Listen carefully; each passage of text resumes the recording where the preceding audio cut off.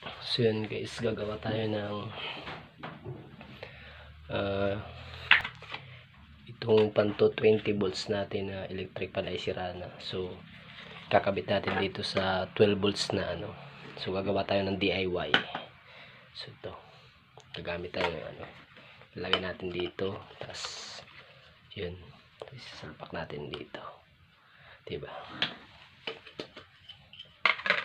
So yun, ano na natin to, yun, tapos yun, ikakabit natin dito. So ano lang to, gawa-gawa lang natin to, experiment. So yun, tatornilyo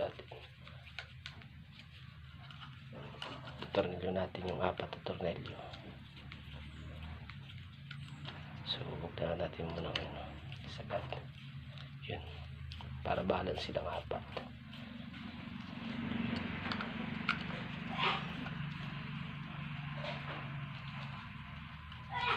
So yun,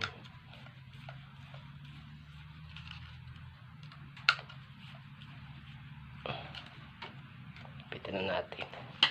So yun, ito yung LEC, pang solar panel to, sa solar 12 volts, pwede siya sa 12 volts. So tapos ilalagay natin dito sa LEC nung ano 12 volts, 12 volts